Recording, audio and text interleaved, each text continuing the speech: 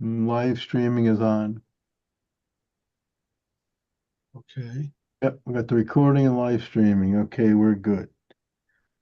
Uh, here's Adam. I thought there was six.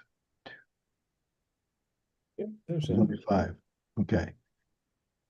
All right, we'll call the Bloomfield Inland and Wetlands and Watercourse Commission to order.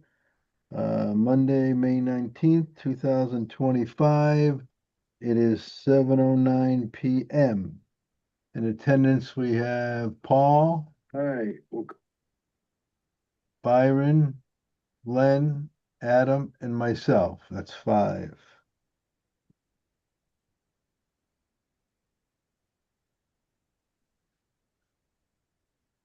Five. All right. First order of business. 529 Cottage Grove Road. This is a public hearing that was continued. I was not here, but I've read the minutes and I feel comfortable acting on it unless anybody objects. So do we have a motion to remove it from the table And reopen the public hearing. and reopen the public hearing? So moved. Who was that? Byron? Yep. Byron? Okay. All right. I will Seconded by second. Paul. Yep. All right. All in favor, say aye. Aye. I, Opposed, abstain. All right. Peter, George sent in the documents last Friday. Did you have a chance to review them? I did. All right. George, just so you know, a while back we changed our regulations that all documentations have to be in a week before the meeting, or it may not go forward. I understand. I had a health problem, so All I right. apologize. Well, if Peter had a chance to review them, and any other members then didn't have a chance, So just keep that in mind, please. Yes, thank you. All right. So, Peter, where did we leave off on this? There were, presentation was made concerning this application. And the commission took some questions and comments. But there was, some additional information that needed to be submitted, including George's report. And that's why it was tabled rather and continued, to this meeting. So, George, do you have additional information? And can I actually start off because that was when I did the presentation last month, and I Okay. think some of the information that was wanted is All we right, made. why don't you identify yourself for the record? My name is Jim Cassidy. I'm a professional engineer and principal with the firm of Hallisey, Pearson and Cassidy at 630 Main Street in Cromwell, Connecticut. Glad to be here this evening representing Estero Holding for the development of this property at 529 Cottage Grove Road. Can I share my screen? Sure.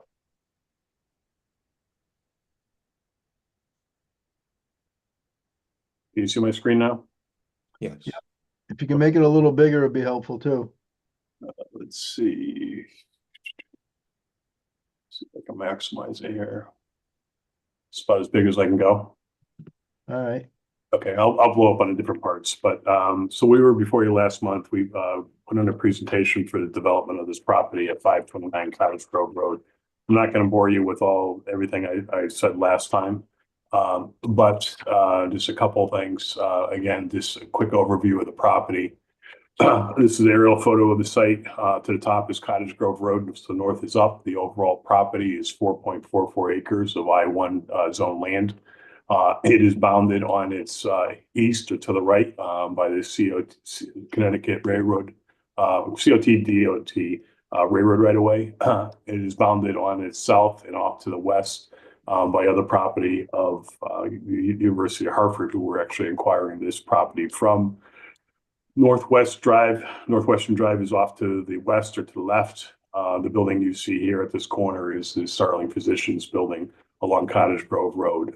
We were before you last month. We put on a presentation and we received approval for the wetlands line amendment, but we needed to continue the site plan approval. What we represented last month, what's really changed is staff asked us to take a look at what we can do to reduce impervious coverage. We had presented this plan where I marked up in red what we can do to reduce pavement areas and allow for a safe maneuver of a delivery vehicle through the site. What we represented on that plan is the areas you see in green would be areas that we are reducing impervious coverage from the original application. Areas in yellow are areas we had to add a little bit of impervious coverage to make the new circulation work on the site. Ultimately, what it did is it reduced impervious coverage by about 3,370 square feet. So since such time in a new package of plans you have, we did update the overall set of plans. We are still proposing to build the 15,390 square foot retail or commercial use building. We did also reduce the number of parking spaces. Originally, we had 791 parking spaces, and we are down to 87 parking spaces at this point. Access to the site will still be off Cottage Grove Road, right turn in, right turn out. But we are proposing the second driveway out to Northwestern Boulevard. Yeah. James, if you could keep it to wetlands. Sure. Be, that's what I'm getting, because that's where our wetlands impacts are. So associated with this access, one of the other changes that had to occur is engineering department wanted us to make a hammerhead turnaround at the end of the roadway. That did slightly increase our activity in the wetlands area and slightly increase our activity in the upland review area. But overall, we have a reduction because there's two other areas that we reduce activities in the wetlands and in the upland review area. If I go to my activity plan, this is the plan that was presented to you last month. So I'm just going to blow up on the different areas to show where the changes are.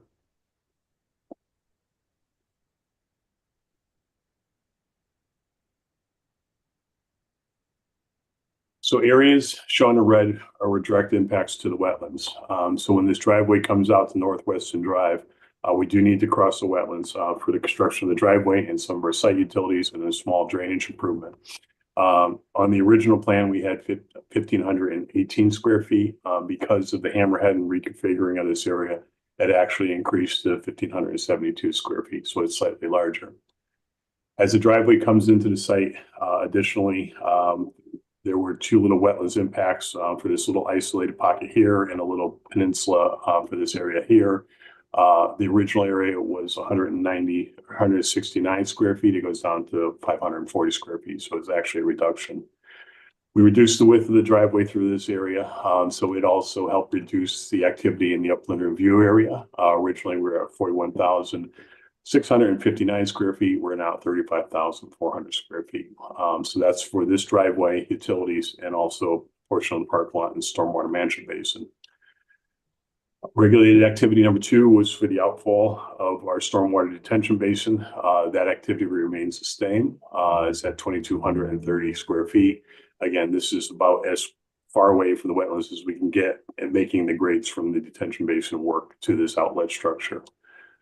The other area that increased slightly was, George is going to talk about it shortly, but we have proposed in this area I have crossed in green is a floodplain mitigation area, but we're also going to use it as a wetlands mitigation area, and George will talk a little bit more about that shortly. So you'll see the area in the upland review area from the 200-foot regulated area from the watercourse increased from 4667 up to 6227. The remaining area cross-hatched in yellow is the regulated area from 100 feet from the wetlands for the construction of the parking lot and also the stormwater basin. This area was slightly decreased from 2795 down to 2653 by the modifications of the parking lot on this side of the building. Excuse me. The other thing that had changed slightly, was because, sorry, gotta go back one slide.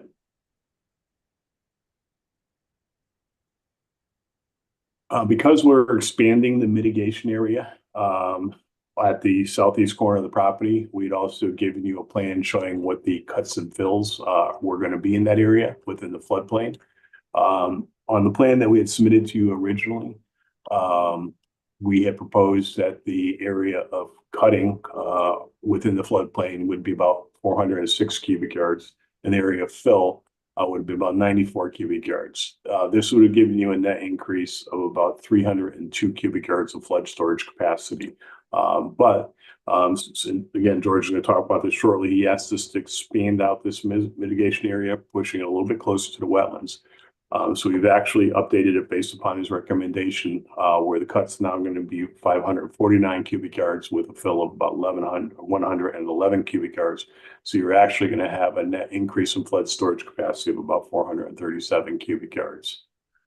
We talked about feasible and prudent alternatives last time. I can review them again if you would like, but most of them that were recommended as we've gone through the process, we've actually incorporated into the plans at this point. I would say the biggest thing to know for feasible and prudent alternatives, what we did is in the I-1 zone, the parking along the front of the property is required to be back from the 40-foot front yard setback. So we actually went to the Zoning Board of Appeals. We received the variance to allow for the parking to be 20 feet over the front yard setback, which allowed us to pull the whole site forward, reducing the activities in the upland area and on the rear of the property. So that has been approved by ZBA. That has been incorporated in the plan. That was one feasible and prudent alternative that we actually did incorporate into the plan. So with that, I think George has probably a lot more to say than I do this evening. So I'm going to turn it over to George. George, do you mean to share anything? Or are you okay sharing your screen? I'll share my screen. Thank you. Awesome. So if you dish, okay, there you go. Well, let me do this if I can figure it out. Here we go. Oops. I can never understand how this works, but let's, okay. Can you actually, yep, you can. All right. I don't know if this is too big or too small, but you tell me. Anyhow, so George Logan for the record, Remake Ecological Services. As you might recall, for those of you that were there or reviewed our presentation, I did give you some information, basically the basics on this site and its regular resources last time around. At that time, I had not produced the wetlands assessment report, which is something that Peter has requested, which is typical for your commission to request. I did submit it. I had hoped to do it earlier that week, but I had some critical health issues that I had to take care of. And finally, I submitted on Friday and also brought copies over, but I had put a draft of the narrative of it to Peter the previous day, so he probably had some ability to review this report. So I just want to show you a few things here and talk about wetland functions and values of the resources, and then I'll hopefully end with the actual mitigation package. George, can you change your view back to what it was? It was better before. How do I do that? Like this, the other way? Yeah, you got to make the shared screen bigger. Yeah, maximize your screen, George. How do I do that? Hit the button in the upper right-hand corner, not the X, the one next to it. Should maximize it. Upper right-hand corner. Far upper right-hand corner. In the Okay. blue. In the blue line, in the blue line. The blue line. Yeah, with a Hit that maximize. one. Yeah. That was Yep. it? Much better. Yep, Yeah. good. The problem is I don't seem to be able to. That's not it. That's it. That's what we were looking for. Okay, good. Whew. No, zoom. Go hit the arrow, hit the little square again. The problem with doing that is that then it goes to half my screen, but that's fine. As long as you folks Yeah. can see it, that's fine. Technology, gotta love it. Anyway, so if I'm a little cockeyed, it's because I'm looking sideways. So this is the watershed for Beeman's Brook, and the little thing you see in the bottom there, that's our site. And the reason to show you that is we have obviously a very large, over 5 square miles of watershed that's coming down to here.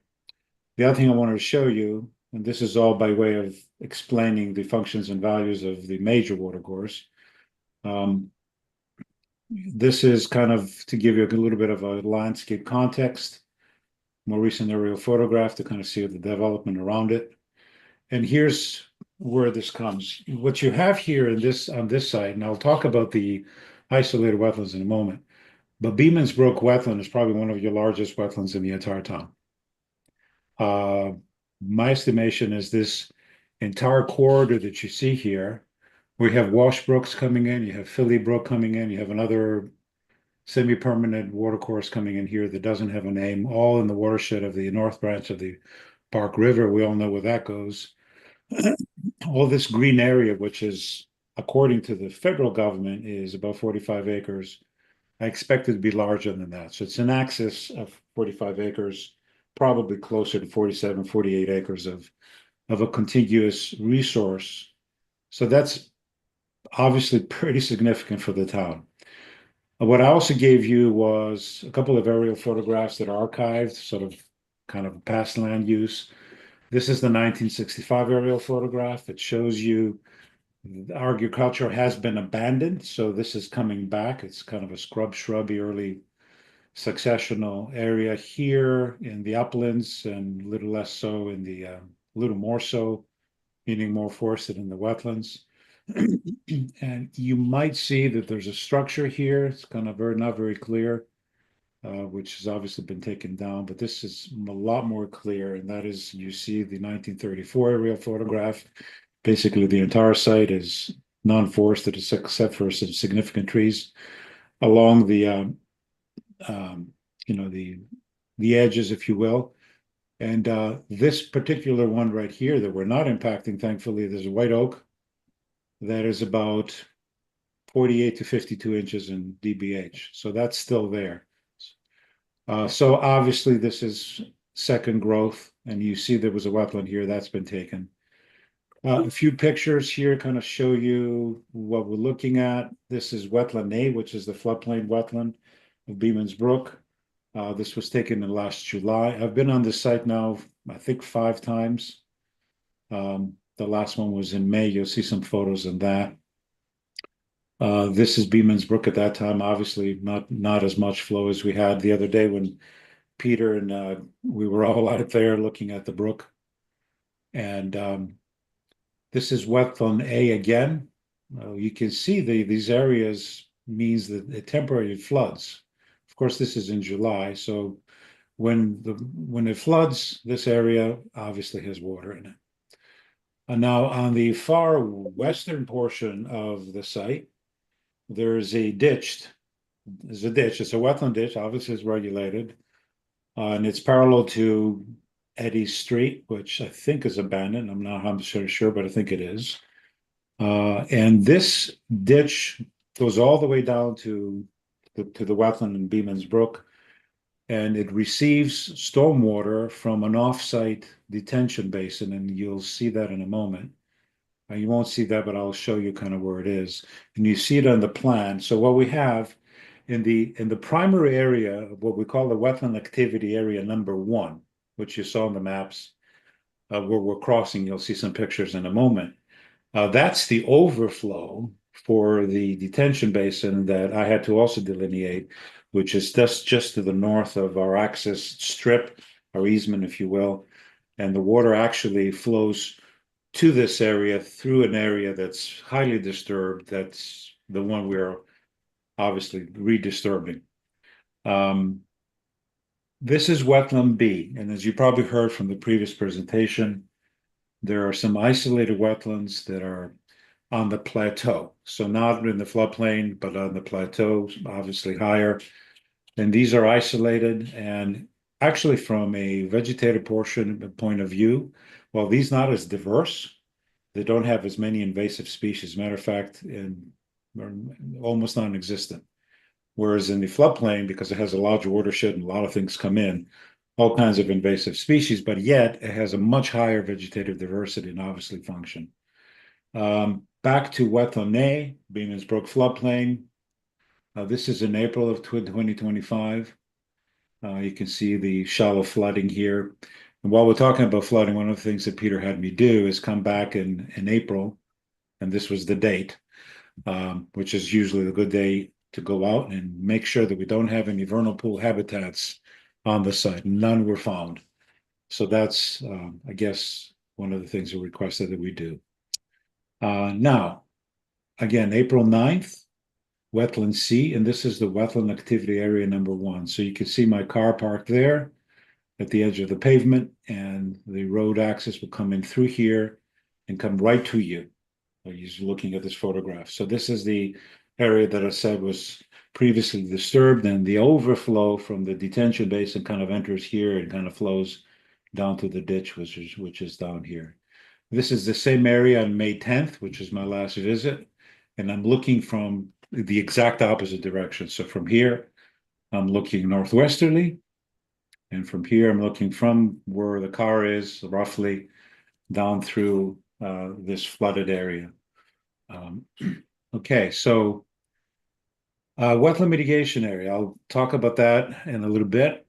But when we went out there with Peter, and we were looking at some areas where he was questioning wetland delineation, we kind of covered that, and that was so to say, to put to bed. But I was looking always, and I was not particularly optimistic at first that I'd be able to meet the 1.5 to 1 ratio of creating wetlands. Until we went out there, and I knew that we had to, in the uplands, take some upland out in order to have our flood storage compensation for the 100-year floodplain. And this was the area that was going to, our level spreader from our second basin was going to be coming down and discharging too. So what you see here is an area that's basically devoid of trees. Lo and behold, there might be a sapling or two, and it's just chock full with invasive species. I mean, chock full. And this is multiflora rose and Asiatic bittersweet. So this is looking easterly, so you can almost see the opening there for the railroad. You can almost see the railroad bed here, kind of give you an orientation, and so I'm looking that way. And this is where this wetland mitigation will go. And this is looking the other way from the far eastern end, looking a little more westerly, probably a little more southwesterly than I indicate here. You can see one wetland flag here. I think that's wetland flag 7, A7, and we're going all the way to A10, and you'll see that on the plans. Off now, this is again May 10th, wetland A, past the rain, not flooded. This is wetland B, and I indicate what flag I'm looking from in a northwesterly direction. RES B22. This is again wetland B, and this is the larger of the isolated wetlands. Remember, we have wetland B is the larger one, and then you have this other little one that's to the side that's wetland D. And then, of course, wetland C is the ditch. So this is a view of that. Again, very nice wetlands, and we're only nicking them at the far upper end, where actually there has been a little bit of disturbance. I can see some evidence of past agricultural ditching. And finally, here's another one. Now, one thing that I noted, and it didn't occur to me until I was out there on May 10th, is that this is wetland B again, and I don't see the flags here, but they're right up against the berm. And this is the berm of the spoils from digging the ditch. So they took the spoils, dug the ditch many years ago, obviously, or you wouldn't have large trees on it, and put it over here on this berm, which is probably 2.5, 3 feet up, maximum from here. And I think what's happened, which kind of was indicated in the soils, that this wetland B in part was created because of that berm, because the water couldn't shed off to the west. This is wetland activity area 2, where we're kind of nicking a little bit of wetland D, which is that a little isolated wetland. And this is the furthest flag. Almost read it, but I didn't. And this is my auger, which I've lost. It's somewhere out there. I have to go find it again. That's my bad. And don't go looking. And this is wetland C, which is the drainage ditch again. And that's my last flag. Now, going back up, I just want to kind of show you some typical things, and then I can answer questions on this, or I can go to the mitigation.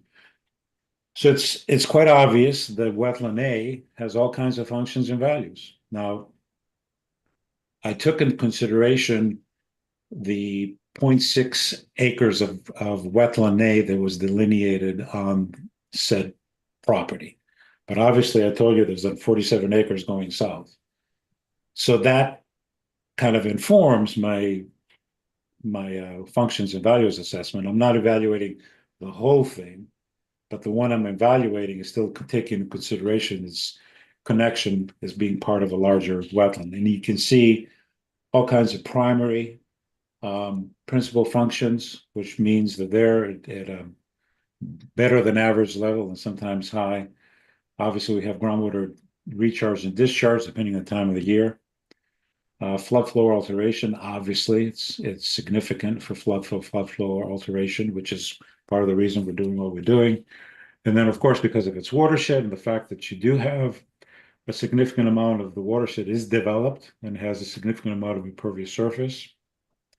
I think my number is 55% of the watershed is developed, or in the 50s at any rate, and about 16 to 17% of it is impervious surface. And usually, when you get above it, 10%, wetlands like this will do sediment toxic and pathogen retention and nutrient removal and transformation as primary. And that's obviously something that's good because it protects the watercourse itself. And obviously, wildlife habitat is a primary function. Now what I'm going to do is I'm going to switch to the mitigation plan. Here's our mitigation plan. And what basically I did, this is at a 20 scale, so I kind of blew it up. I think Mr. Cassidy gave me a 15 scale, but I figured I could put a, and so what I've done here is I've shown you the plan. So you can go back to the plan and see this is exactly what has been proposed. Contour, I think about 79 to almost 80 is sort of the contour that we're taking to figure out how much wetland we're creating, which is coincident with what's happening in the wetland next door, and the fact that you take into the account that you're kind of a little bit of a slope, so you get a little groundwater just recharge and discharge, and of course you have the overflow of our detention basin above. So 4,200 square feet is practically 2 times the amount of wetland that we're disturbing, which is 2112, I think. So what you see here is, what you see is where I've placed the woody vegetation, the shrubs, and those are obviously identified on the tables that I'll show you in a moment. One thing I want to show you is that what I've done here is I put a series of red cedars, which I like. Sorry, I don't like the Austrian pines or the white pines. They're too big, and that's going to create a buffer to our parking lot down to our wetland mitigation area. And then what you see here in the middle, and we might have to go slightly deeper, and so our base elevation, I believe, is 78.5. Here's 78 in the wetland, so obviously that's going to be wet, and because we have a little bit of a part of the upland that's left, here's your wetland boundary, means we're going to be retaining water. So this is going to be seasonally saturated to seasonally flooded to temporarily flooded when we have a little bit of a storm. So we have an opportunity to have buttonbush here. It's a little open, so it allows for sunlight. Buttonbush likes a little more light than not. They're semi-shade tolerant, as probably some of you know. And so I put a little bit of my button bush here to create a little button bush. And I wouldn't be surprised that this will attract amphibians. I wouldn't be surprised at all. And I guess what I'm saying is we go out there and we figure that we need to go down to 78 in the areas of the button bush, we will do that. And so that's a kind of a typical site adjustment that happens at the time. So obviously it's become a little wetter. Here are the tables. We've got 2 full-size trees, 1-inch caliper, and then we have a bunch of red cedars, 6-footers, pussy willow, 6-footers, and another 31 shrubs. And you can see the button bush. We have 14 of those. And then we also have, I don't show those, but those are the ones that we usually put. And obviously I would be involved, and I'll show you that. And these are 300 plugs of various hydrophytes, emergence, and many of those have a slight shade tolerance. Not, they like the open, but they can be found on if you have dappled sunlight. And then of course seed mixes, and then a whole bunch of pages of very detailed implementation notes for mitigation, probably something you've seen from me before. But here's the last thing I'll show you is this. And this is the most important note, that this is only going to be done by supervision of someone who has a professional experience for this. Will be myself or someone else if I decide to take off and retire to Greece or something like that by the time. Hopefully not. Not anytime soon, I assure you. So that's kind of where I am at. I will stop sharing and answer any questions that you may have, or that you might have from Mr. Cassidy. Thank you. Okay, Peter, do you have any questions? Actually, I do. I was going to ask Mr. Logan about the stormwater from the parking lot being discharged into the mitigation area. Would it be, is that part of the overall plan, or would it be better to have it discharged, not in the mitigation area? All right. So it's a smaller portion, and Mr. Cassidy can talk about what the watershed and amount of impervious surfaces. It's a smaller catchment area. The other thing that he probably will opine, and we've used these level spreader infiltrators, which have an amazing capacity of cleaning the water, so that there's a lot of pre-treatment before we get to the basin. The basin itself is based on the Stormwater Quality Manual, the new revisions, 2020-24. And then we have this infiltrator, which Jim, you can tell me how many of these we've put in and we've monitored over the years. Many. Always have a lot of luck with them. Yes. So our stormwater management system, as George mentioned, we have 2 basins on the site. This basin in particular is called basin number 2, which is the smaller of the 2, but it also picks up the smallest area of impervious coverage. One thing that did occur with the modifications we made in reducing impervious coverage is we actually had the opportunity to increase the size of that basin also. The basin was originally designed to treat what we call the first flusher runoff, the 1.3 inches as recommended in the 2024 DEP Stormwater Quality Manual. By increasing it, we actually have almost double the capacity to treat that first inch of runoff. The basin itself is designed to basically treat the stormwater quality and let it infiltrate back into the ground. It's not really designed for attenuation, again, just for treating stormwater quality.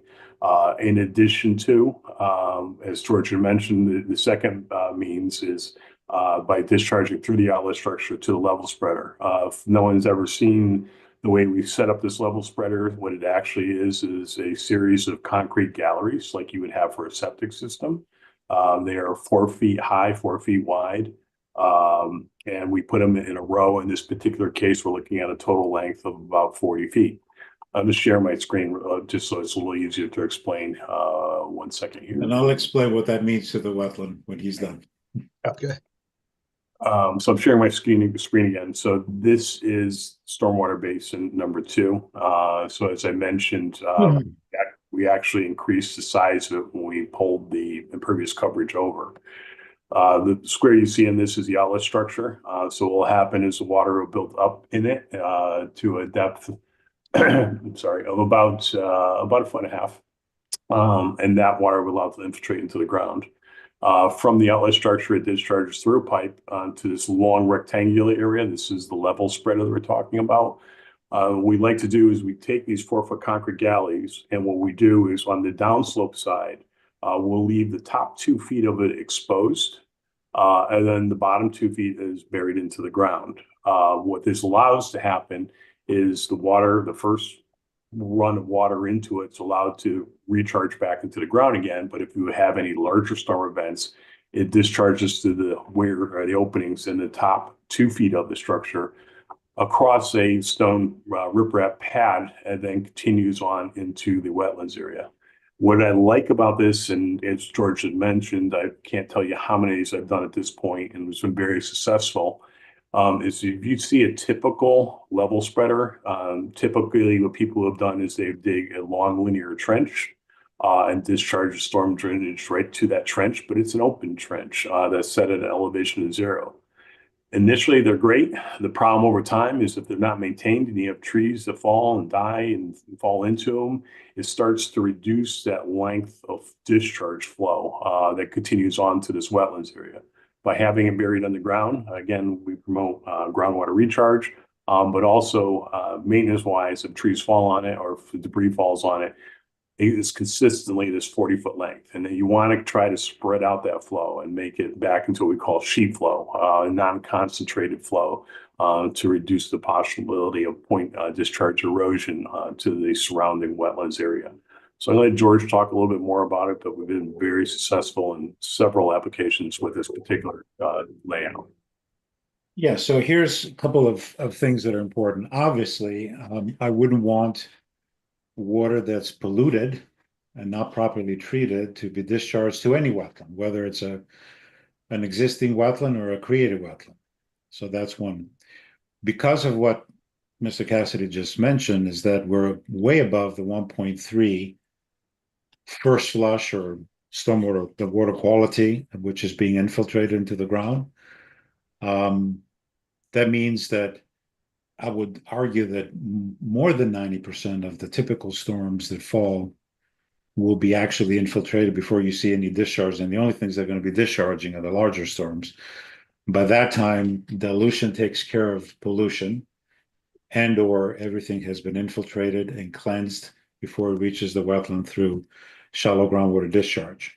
And then if it gets to the level spreader, you have additional discharge. So I am not concerned about say polluting, because there will be more than enough attenuation of anything. Now, the other thing also to let you know that I've done is that there's always one issue with discharges that is difficult, and that is salt. Everyone knows salt is highly soluble, and so you can't really do much about it. If you have organics, that helps a little bit. And if you have plants that are tolerant or somewhat tolerant of salts, that's good too, which is what I've accounted for in some of the plants that I've put out there. And so the seed mixes have a wide spectrum of vegetation, and I would say about a quarter to a third of them are somewhat salt tolerant to salt tolerant. And some of the other vegetation that I've provided, even buttonbush is somewhat tolerant to salt. And the rest of the shrubs, as you saw what I did, is I put them up a little bit. So they're not going to be they're going to be in a saturated or moist condition rather than being in a flooded condition. Obviously, the buttonbush don't care, but the others do. So yeah, I've taken all that into consideration, and I think that it will be more than adequate for, the attenuation, more than adequate to ensure that we're not going to have an impact to the mitigation area.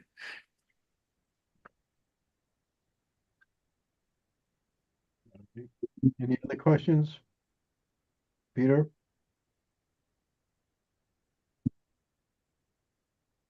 Well, we gain. Here's a mute. All right. Where are you gonna plow the snow to? Where are you gonna store the snow on the site? Several areas. Hold on a second. Let me share my screen one more time.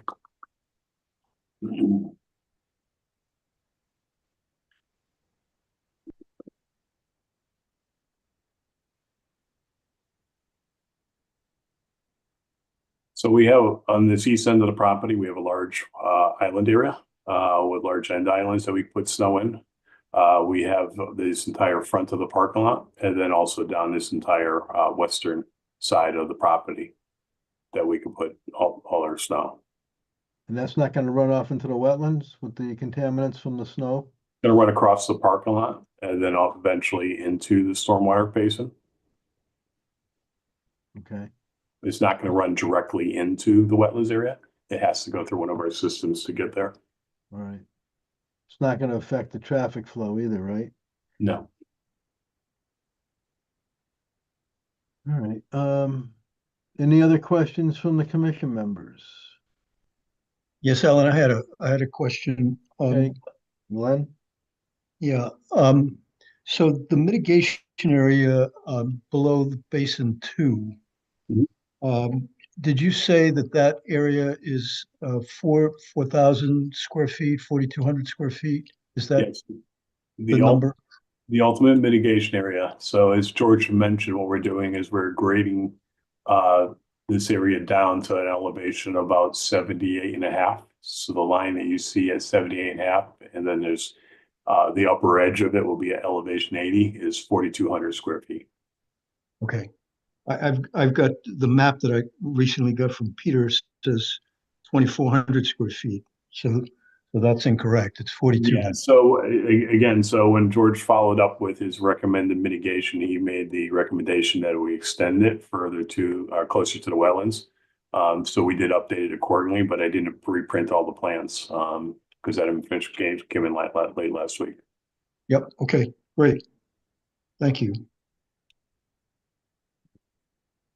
Any other questions? Peter, you there?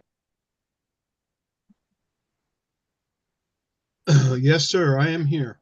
Okay, any other questions? Not for me. Okay. Any questions from the public? Is there any public here? No.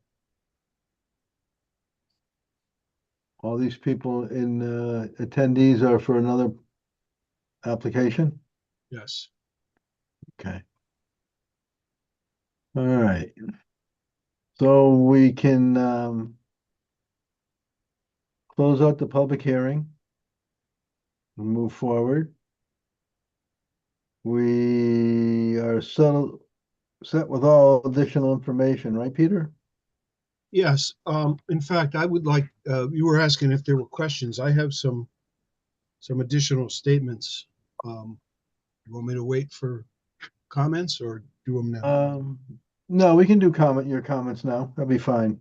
Okay, I just wanted to say for the record that I did review Mr. Logan's assessment report and the mitigation plan. And I am in agreement with his conclusions in the assessment report. The proposed regulated activities, from what I could determine, there really isn't a good prudent and feasible alternative to the proposed wetland filling. And if we could, I'm just going to ask Mr. Cassidy if he could put up the plan that shows the various wetland impacts so that everybody's understanding what we're talking about. The driveway out to Northwestern Drive is the key here on this project, I think. Without the driveway out to Northwestern Drive, it would be very difficult, I think, for the project to exist or work. So when Mr. Logan was showing you the pictures of the one picture where you could see his vehicle in the background, then he said there was another picture looking the other way. All of that wetland is on the left-hand side here, this pink or reddish thing, and that was wetland A? No, C. that one's wetland C. And if you look to the north there, there's a stormwater pond on the adjacent property that drains through this subject property to the ditch watercourse. And that flow is proposed to now be piped through. And there is an outfall for that pond, which is supposed to be the pipe that goes to the catch basin, but I think it has overflowed. Yeah, so without these impacts for this driveway, I'm not sure that the project would be tenable. The other thing that I'd like to note is that the driveway may have to shift a little to the south to comply with zoning requirements about grading grading close to the property line. And so there may actually be a different, in the end, a different amount of wetland impact, but that's a planning consideration, not a wetlands consideration. So they're proposing some wetland impacts. They're proposing some mitigations. So for that, as far as that goes, they're in compliance with our regulations. I've made a list, quite a long list of recommended conditions. And if the commission decides to move forward with this project with this application, I should say, after the close of the public hearing, the initial motion should include a statement regarding no prudent and feasible alternatives. And if the commission wants to talk more about that, I'm sure we can have some additional discussions. The wetlands that they're proposing to impact are not the high quality wetlands that were found down by Beeman Brook, but they are still regulated by the Wetlands Act. So that's why they're here, I guess. I believe we have storm drainage calculations which show zero net increase in runoff to the abutting properties as is required, and the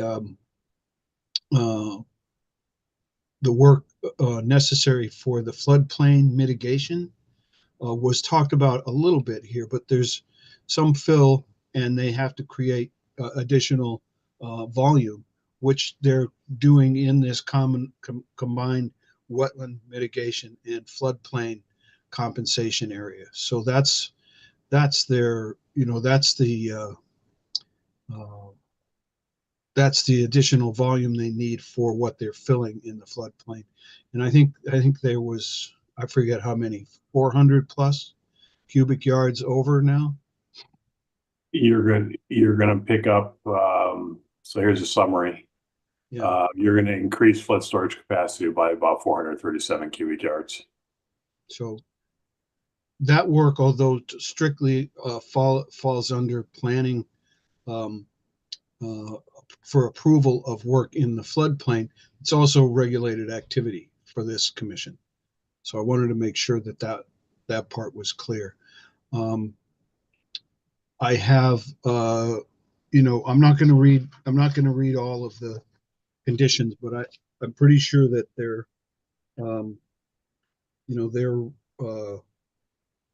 I believe that they are reasonable. I'm asking for, my usual stuff with requesting a bond, requesting an as-built at the end of things, and some other ones that I think are important. A total of 26 conditions of approval. If the applicant doesn't have any objection to the proposed conditions of approval, then we ask them to make a statement to that effect for the record.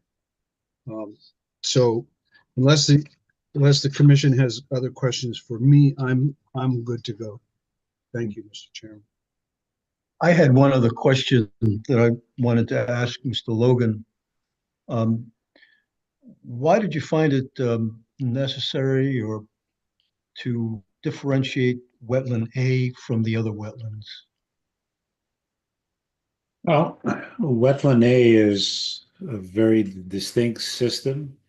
So this is a riparian wooded wetland that's associated with a major brook in town, and it's in a different landscape position. Whereas the wetlands up top, those are isolated. So they're, by evaluating them, you have to evaluate them separately. So each evaluation unit each ecological unit sits by itself. So whereas there is obviously, they're juxtaposed one to another. So you have the isolated perched wetlands. So these are perched. So the groundwater is shallow. They're perched on the soils that are there, not associated with Beeman's Brook. So that's typical for wetland scientists to differentiate, try to figure what the evaluation units are, and we characterize them separately based on soil types. For instance, you have alluvial soils down for the Beeman's Brook. You don't have alluvial soils for the isolated wetlands. So the soils are different, the parent materials are different. So the outwash materials versus the alluvial materials, and then they're basically different systems. So we always do that. We always characterize them, try to figure out which units are, obviously they're, as I said, they're juxtaposed. So they have an ecological connection, which is quite obvious, and that will continue. But we characterize them based on a whole bunch of series of different parameters as to different wetlands. For instance, you could have had here, if you had a slope and you were in till, you might have had a shallow wetland on a slope. So that would have been a shallow groundwater discharge wetland versus one that's a perched one here. So it's different. So there's a variety of classification systems that we use.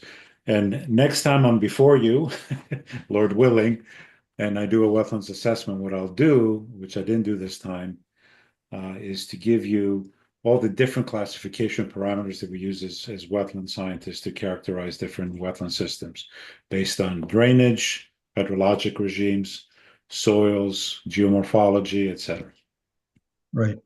So from the commission's point of view, though, any impact to either of those kinds of wetlands, the mitigation would be similar, though, right? Yeah, similar, obviously, yes. I mean, a wetland is a wetland is a wetland. So in this town, you have a guideline, a lot of towns don't, where you want a minimum of 1.5 times the impact. That doesn't matter if it's a wetland that's disturbed or not.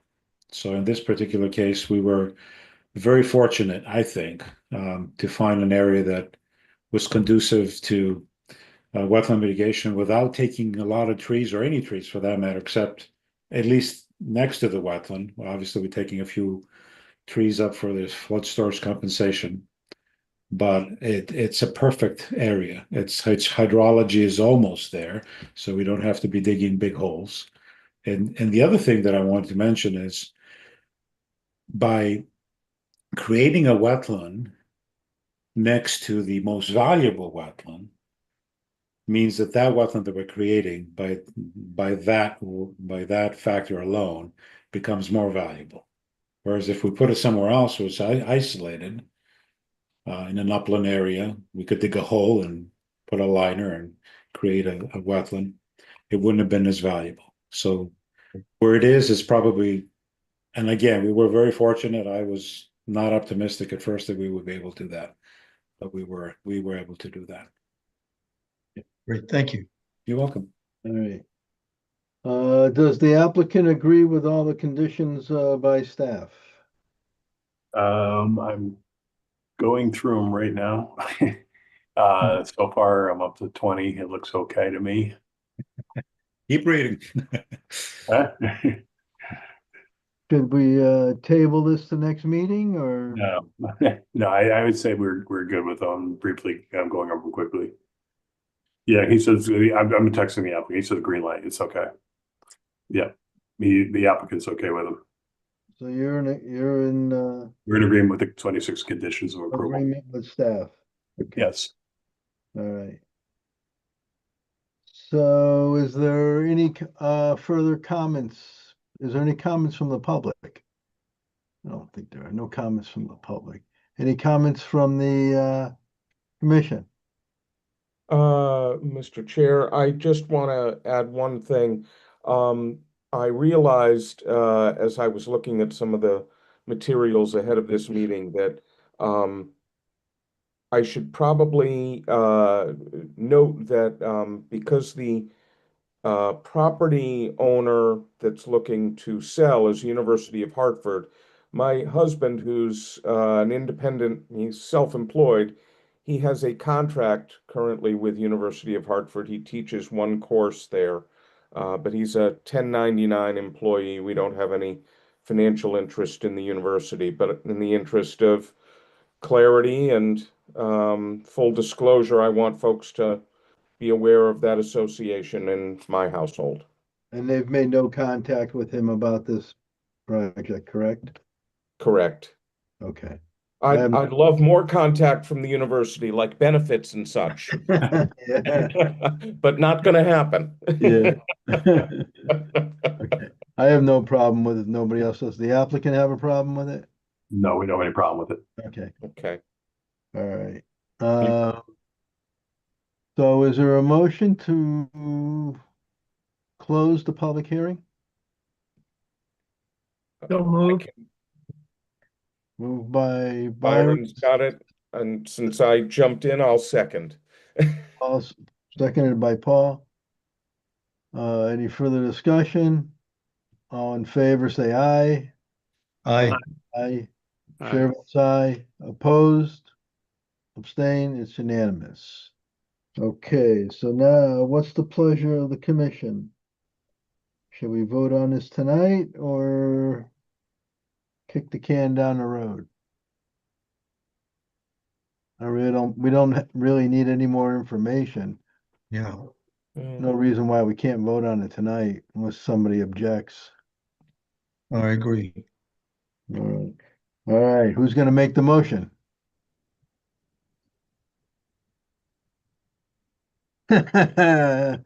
Dave Wilcox told me that Paul was gonna do it. I will be happy to do it. If it inspires regret that Kevin wasn't here to second, I will take Yeah. pleasure. So, Yeah. all right, let me see here. Hey, I'm sorry, I said Dave Wilcox. I know, it's Kevin Wilcox, yeah. It's Yeah. all good among commissioners. Yeah. So let's see, I'm going to make a motion to approve the application for 529 Cottage Grove Road and 12 Northwestern Drive. Unique IDs 18800 and 188-1. Applicant is Estero Holding Company, and that the application be approved with the conditions set forward by the wetlands agent and with further amendment that it's noted that there are no additional prudent and what is the other term? Feasible. Feasible and Feasible. prudent alternatives to the project. Right. And there's only 1 0 at the end of the first ID number. Oh. Okay. And what, do we have a map date on that? What's the most current map? So including am I okay to speak? Sorry. Yes, Yeah, Including the revisions that George made in his wetlands mitigation report, the last revision date would have been May 18th of Okay. 2025. that's yesterday. Yep, Okay. yep. I got the report Friday, so I made the changes. All my fault. All right, Well, we're glad you're feeling better. yeah. Appreciate it. It's a little Yeah. rough, but we're good. Good. Is there a Good. second? Second, Seconded by Glenn? yes, Yep, okay. All right. All in favor, say aye. aye, Opposed, abstained, chair votes aye, it's unanimous. Thank you. Thank you. Thank you very much and have a good night, everyone. You too. Take care. Thanks. All right. Thank you. Next application, wetlands map amendment for 579 Northwood Drive and 9 West Dudley Town Road. yeah, What do we have for that, Peter? I'm promoting Tim Hooley and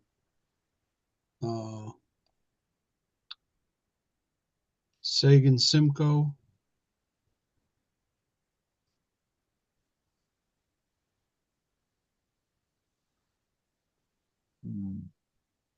Do you guys want me to promote John? Why does John Casey have his hand up? Yes, if you could promote John Casey as well. He is Okay. our land use attorney on the project. He's just here more as the applicant's representative. He'll do a quick introduction and then Sagan and myself will take it from there. Okay. So, Mr. Chairman, we need to open the public hearing. Do you want to give this applicant the benefit of the public hearing breakdown and what they need to do with only 5 members present?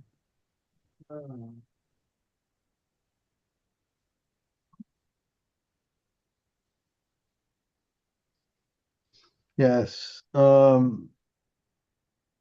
right, the way we proceed with the public hearing is this is for strictly wetlands issues. We don't want to hear about parking, traffic, anything of that nature. Since we're only at R5, you need 4 in the affirmative for a motion to pass, which means if the vote is 3-2 in favor, it does not pass. And you have the option to wait till next meeting and see if we get more members to attend, or you can proceed now. What's your pleasure on that? For the record, Mr. Chairman, good evening, everyone. My name is John Casey. I'm a partner with the law firm of Robinson and Cole. We represent Burns Construction, the applicant here. I think we are ready to proceed this evening. I believe Mr. Castaldi still is waiting for some addition. He requested some additional information. So my understanding is that the hearing on the map amendment will proceed and we'll get about 90%. We'll be able to present about 90% of what Peter has requested. And then the second public hearing on the regulated activities, we may just want to open that and we can give you a brief overview, but then continue it because we just over a week ago, we received comments and I believe Tim and his team at BL is working on satisfying those. So we don't want to present a project that's going to be changed even in a minor way, because I think some of them obviously will have impacts on your review and decision. All right. So if I have that right, I think it makes sense for us to present to the 5 of you tonight. Maybe hopefully that a member will be able to watch the tonight's video and be prepared to act next month. So Do I have that right, Peter and Mr. Chairman? Yeah, Peter, is there sufficient information to do the map amendment? Yes, there is. Okay, all right. So you want to proceed with the map amendment? Okay. Yeah, Right. and I would recommend, and I agree with Mr. Casey that the permit application should be opened as well. That public hearing should be open and a brief presentation made, but there's going to be additional information. So I also agree with the recommendation All to right. table second one. All right, we'll discuss that when we get to it. All right, so is there a motion to open up the public hearing for the map amendment? Paul, what do you say? I was just catching my breath from the last motion, but yes, I will move that we open the public hearing. Let me just get the info stuff here. Public hearing on the wetlands map amendment for 5, 7, and 9 Northwood Drive and 9 West Dudley Town Road. And the unique IDs for those are 5085, 5084, 5086, and 5087. Applicant Burns Construction Company. Okay. All right, is there a second? Second. Seconded by Adam? Yep. All in favor, say aye. Aye. Opposed, Aye. abstain, it's unanimous. Okay, who's here to represent them for the map amendment? For the record, Attorney John Casey from the law firm of Robinson and Cole, representing the applicant. We are here with our team to present this map amendment, and as you're aware, as your regulations require, it's an application to amend the official map of the inland wetlands and watercourses based on recently delineated wetlands. Our team here, I'm not sure if anyone else is out in the waiting room or watching, but there's Ken Jr. and Joe Burns are the principals of Burns Construction Company. Their intent is to make this site a contractor yard. But also with us tonight is Tim Hool from BL Companies, professional engineer, as well as Sagan Simcoe, the soil scientist from BL Companies. I'll just state for the record, I believe this afternoon, Jordan Buslowitz from BL delivered the sign affidavit and the mailing receipts to the land use office at Town Hall. So I think we've checked that procedural matter. And with that, unless Peter has anything to add on procedurally, I would turn it over to Sagan to review the property, his delineation, and the new proposed map. Yeah, we did receive both the public hearing sign affidavit and the notice certificates of mailing from the applicant today. So that part is done and we're good to go. Okay. All right.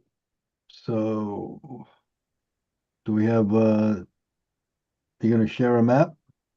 I can share my screen, I think, if I can find out where to do that. Share button.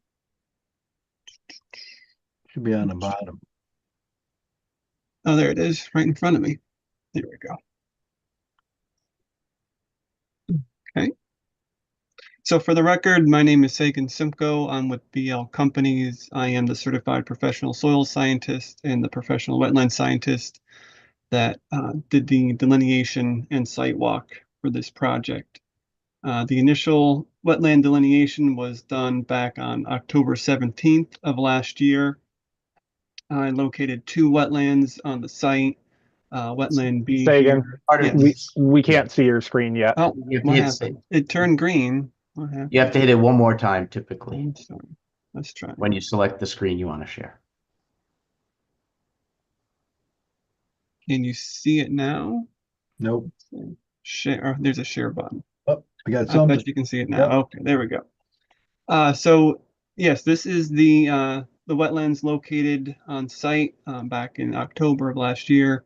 Wetland B is a forested wetland in the northern area. Wetland A is also a forested wetland down here. There is a culvert that connects both of these areas from the north to the south underneath the existing parking area. Basically, like I said, this was done back in October of last year, and then on, I believe, May 1st of this year, we had our site walk with several members of the wetland committee, and we went out and did the normal procedure to verify the wetland line. We dug a lot of holes specifically in this location here to make sure the line was as far east as it should have been. There were a few skunk cabbages in this location here, so we dug quite a few holes to make sure the wetland line was accurate. Same as down here, we took additional soil observations just to make sure the line was correct, and there was also a suspect area in this location here. A very small depressional area that we looked at the soils and concluded that the soils were not poorly drained hydric soils. So yeah, that's the long and short of it. If anyone has any specific questions regarding the wetland delineation, I'll just keep it brief. Peter, do you have a staff report? Yes, in your packet, it's 15 pages in, I think 16 pages in, something like that. We did get a delineation report. I included in the commission's agenda packet the bound copies of the application, which included some additional information, but also included the delineation report. So I visited the site a couple times, on two occasions with members of the commission and Mr. Simcoe on one occasion, and there were some, areas that I had some questions about, which we looked at in detail with Mr. Simcoe, and those areas were, well, the areas that I had questions about turned out to not be wetlands.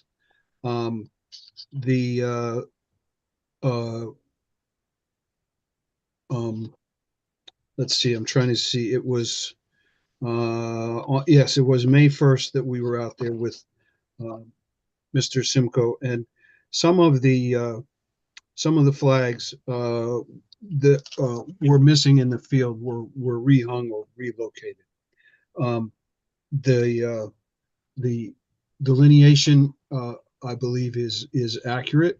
I have some concerns that some of the on-site activities may have encroached into the wetlands in the area of wetland flag A1 and I think it's 25.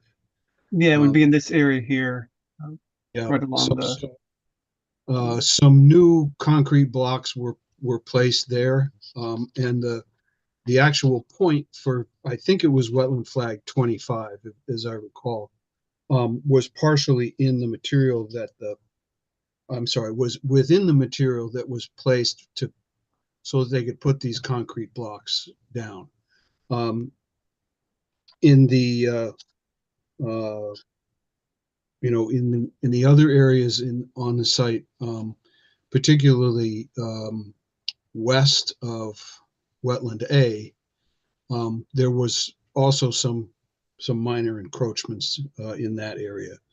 But otherwise, I think the soils, the soils flagging is accurate. The area of wetland A was holding water. It was a pond on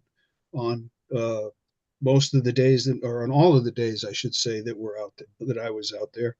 And in fact, when test holes were dug inside and outside of the wetlands on the site, the groundwater table was found to be very shallow.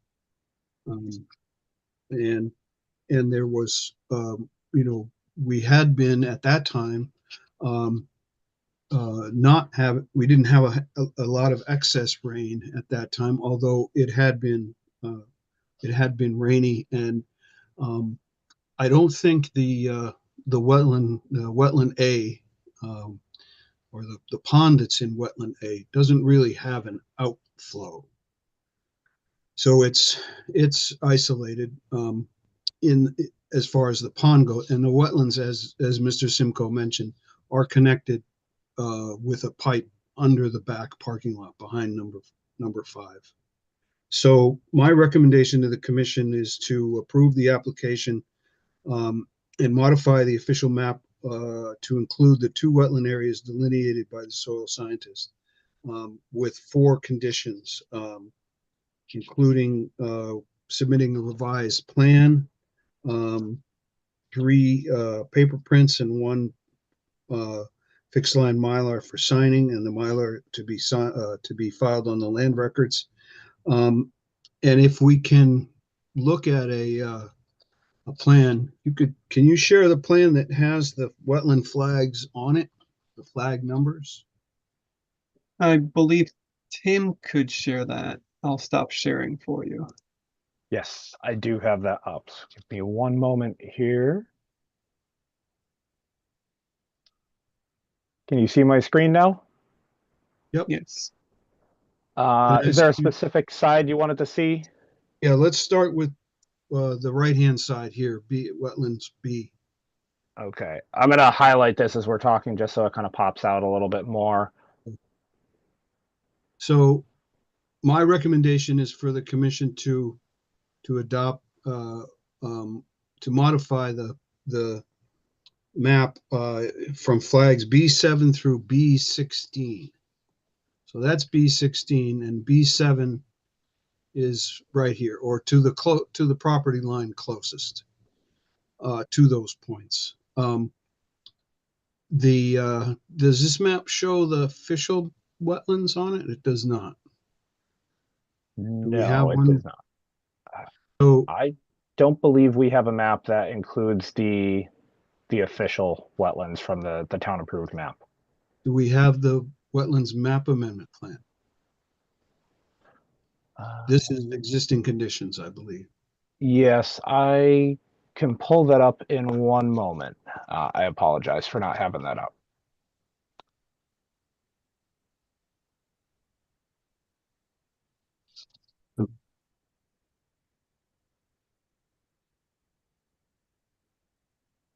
Okay.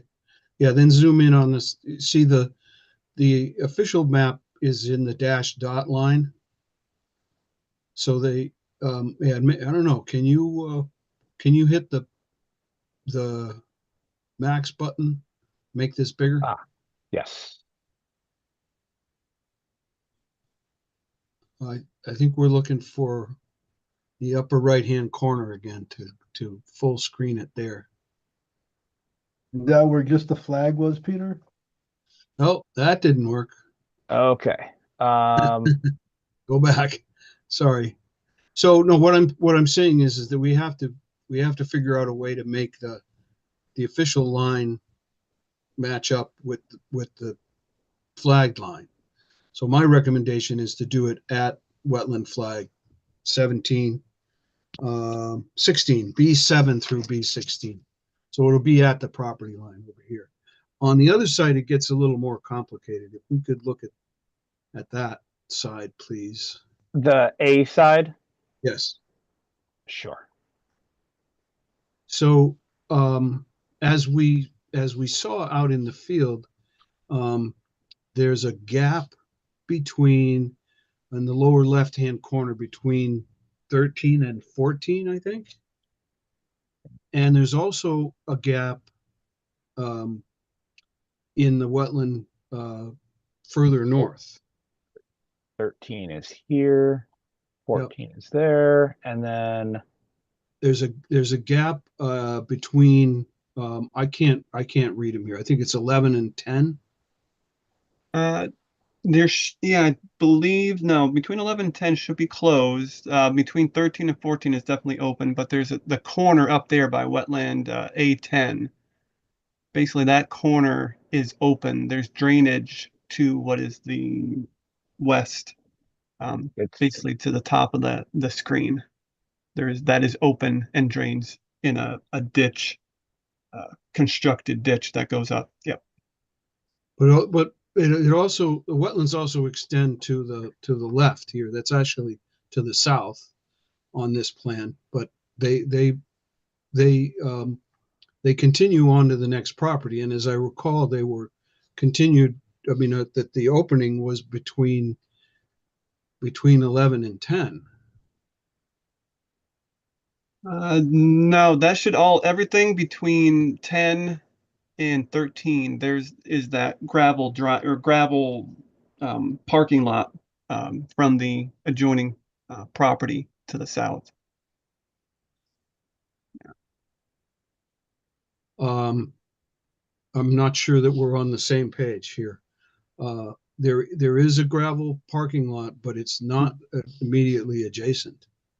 It's off, and I believe the wetlands extend to the on this drawing to the left. It's actually to the south, onto the property at 15 Northwood Drive. So Peter, wasn't there a berm there? yes, there is a berm. Unfortunately, this plan doesn't show the doesn't show. elevation? So what my recollection was, and maybe we need another visit to see it, is to where that gap is. I believe if the gap is right at A10, then the wetlands extend way into the next property. Well, the way I delineated in the field is I put flagging and points along that gravel parking lot of the adjacent property to the south. So I kind of went over the property line a little bit between A10 and A13, marking the edge of that wetland. So that should be a solid wetland line there going up to that gravel fill parking lot. It does definitely drain between A13 and A14. It absolutely drains and continues to the south onto the adjacent property. But between A13 and A10, I delineated a solid wetland boundary along that gravel parking lot. Okay. Would it help to have an aerial? I could bring in Yeah, I either- was going to ask for that, or even the plan we were looking at before with contours on it. whichever you prefer. I can do either one. Let's I have look an at the aerial. aerial. Okay. So I have town GIF just so we could see approximate property lines here, but I'm happy to go to a different image if you prefer. But zooming in, we do have the corner of that gravel yard on the, would that be the western abutting parcel here, and this is the corner of our property that we're discussing. In this, that would be that southwestern corner. Okay, and can we see, because we can't really see a lot on this. I believe the gravel parking lot is quite a bit further from the property line, and those flags were right along the property line. So can we see the existing contours, please? Yes. I believe I have to take it out of full screen to flip sheets, so give me one moment. I can flip back to the survey plan. Here it is. Okay, there you go. Yeah. So there's a berm right there shown with those contours. And I believe the gravel parking lot is further to the left on this plan, or to the south. So there, and I also believe that there's an opening.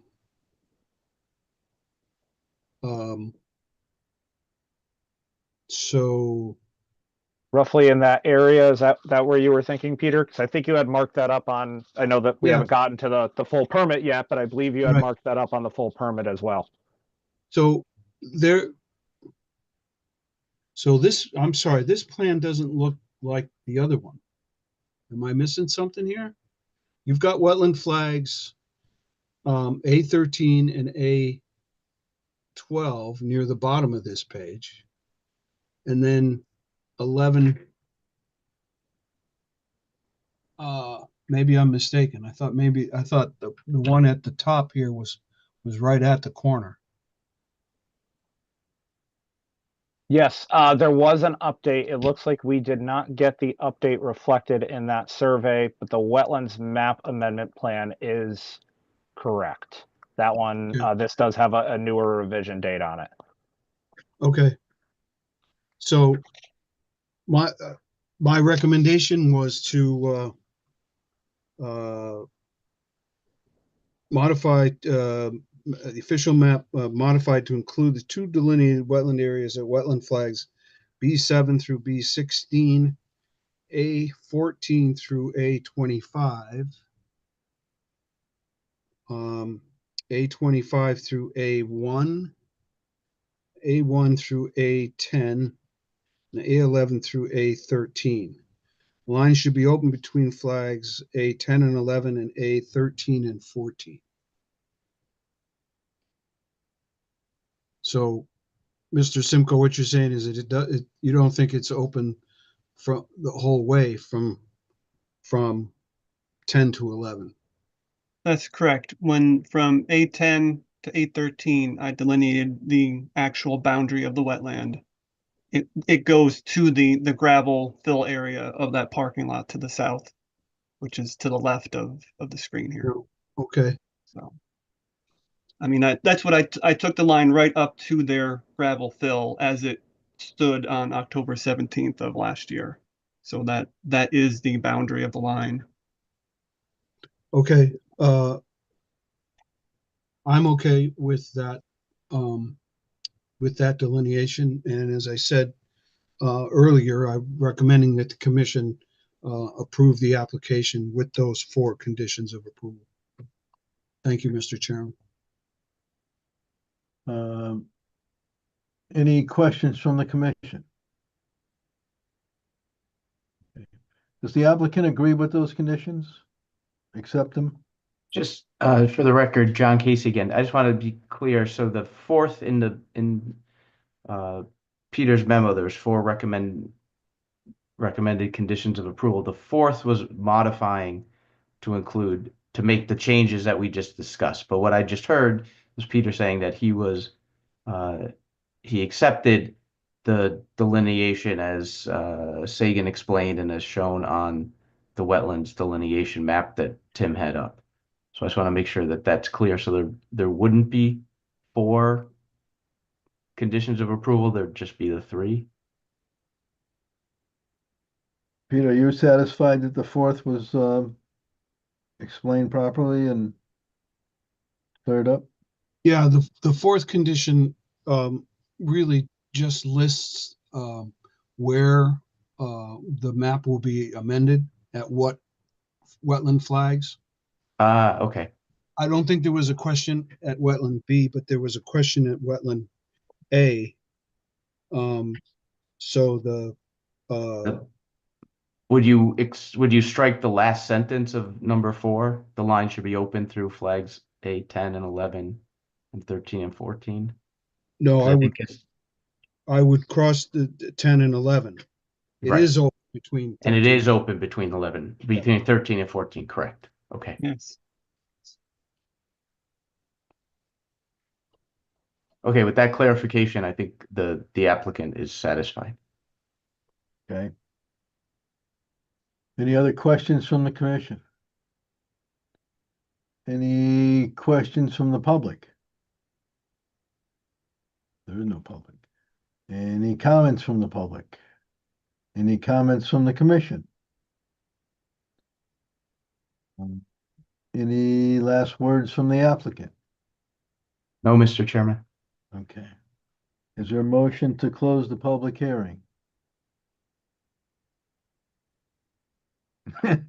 You're muted, Paul. Crickets. Paul, you're muted. You did that on purpose. I did. It's Freudian slip. Yeah, I'll keep my streak going. I will make the motion to close the hearing. For the map amendment on Aye. 5, 7, and Yes. 9. Northwood Drive and 9 West Dudley Town Road with the approved With the approved conditions. by staff. Yep, and with the change agreed to in item 4 that strikes that the line should be open between flags A10 and A11. Okay. Is there a dated, a map that has a date on it that we're referring to? We're talking about map WM1. Should be dated December 9th of 2024. Really? Okay. All right. Are you good with that, Paul? I am good with that. And I'm Okay, still unmuted. is there a second? Seconded. Seconded by Adam. Adam? All right. You're my Kevin tonight, Adam. Yeah. Um, Thanks. okay, so all in favor of closing the public hearing, say aye. Aye. Aye. Aye. Abstain. Oppose. It's unanimous. So that's to close the public hearing, right? And now we got to vote on the, what did No, I do? no, we No, you, moved to close and then we made another motion yeah, to approve with conditions. correct. You're correct. Okay, so that's approved. So now moving down to the second item. Hold on, folks. I think we had a mix-up. I think there should be a motion to close the public hearing separately, no? Yeah, I don't think anyone second the motion to close the public hearing. I think Paul Ah. made it. I don't think there was a second. was there a vote? Well, I don't think Couldn't there have was a been if vote. nobody seconded it. I All think right. we just maybe All right, ran so on into. let's back up. So Paul made the motion yeah, to close the public hearing. yeah. Is there a second? I'll second it. Hey, who was that? Who said that? Glenn, That was, yeah. Glenn, Thank you. Glenn seconded. All in favor, say aye. aye. Opposed? Abstain? It's unanimous. Now, Paul, you're making a motion to approve Right. the stipulation by staff for the To um, approve the amendment on 5, 7, and 9 Northwood Drive and 9 West Dudleytown Road. The unique IDs 5085, 5084, 5086, and 5087. And the wetlands map dated again, that was it December? Yeah, December 9, 24. Yep, December 9, 2024, and subject to the conditions set forth by the wetlands officer with the one change in condition 4, striking that the delineation line be open between flags A10 and A11. okay. And that was seconded by Adam. Yes. I won't Yes. speak for Adam, but yeah. Adam Yes, I seconded did. it? Yeah, Yes, seconded. okay. All in favor, say aye. Aye. Aye. Aye. Opposed, abstain, chair votes aye, it's unanimous. Okay, Oof. sorry about that. Okay, the wetlands permit, I don't like to backtrack. I mean, if you want to give a small presentation, I have no I do have a problem with, but I'll allow it. But if we're just gonna backtrack at the next meeting and it could be changed, I- you know, Again, for the record, John Casey from Robinson and Cole for the applicant. I'm of like mind, Mr. Chairman. I mean, the short presentation is the properties are going to be merged. The building will stay the same. We're going to do improvements on um, the existing parking, and then we'll to the north of the building and the rear, and we'll create a contractor's yard to the south. There was comments by the wetlands agent that we are working on now, and we expect to have those presented to the town, to Peter for his review in ample time prior to your next meeting. And we would expect to give a full presentation at that time to describe the property better than I just did from a real expert, and along with all the changes. Yeah. So I don't think they're very significant, but they're, as a little change here or there in wetlands permitting can make a big Right, difference. So. right. So Peter, that's where we are. I would ask that you move to open it. I think it's been noticed and published in the paper, so I think we need to open and then continue. Okay. So is there a motion to open it? Paul, what are you doing? So moved. Is there a Thank you. second? Seconded. By Byron. Yes, I made the motion. Oh, you made the motion, Byron? Yes, he did. Yes, and then someone seconded, I believe.